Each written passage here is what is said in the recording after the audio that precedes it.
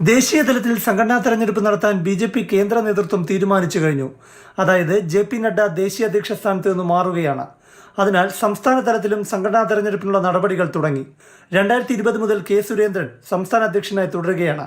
പാർട്ടിയിലെ എതിർചേരി ഇപ്പോൾ നിശബ്ദമാണെങ്കിലും നേതൃമാറ്റം വേണമെന്ന അഭിപ്രായക്കാർ തന്നെയാണ്. കേരളത്തിലും സംഘടനാ തെരഞ്ഞെടുപ്പ് നടക്കുന്നതിനാൽ നേതൃതലത്തിൽ അഴിച്ചുപണി ഉറപ്പാണ്. കെ സുരേന്ദ്രന് പകരക്കാരനുണ്ടാകുമോ എന്നതാണ് പ്രധാനം. ബി.ജെ.പിക്ക് ലോക്സഭാ തെരഞ്ഞെടുപ്പിൽ തിളക്കമുള്ള വിജയമുണ്ടായതിനാൽ കെ സുരേന്ദ്രന് 2026 വരെ അവസരം നൽകുമെന്ന വാദവും നിലനിൽക്കുന്നു.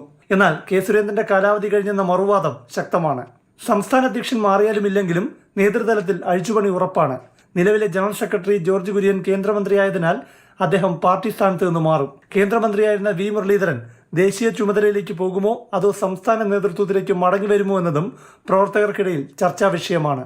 എന്തായാലും സെപ്റ്റംബർ ഒക്ടോബർ മാസങ്ങളിലായി അംഗത്വ ക്യാമ്പയിൻ പൂർത്തിയാക്കാനാണ് പാർട്ടി തീരുമാനം.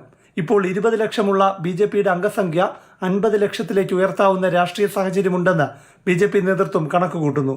നവംബറിൽ ജില്ലാതലത്തിൽ സംഘടനാ തെരഞ്ഞെടുപ്പ് നടക്കും.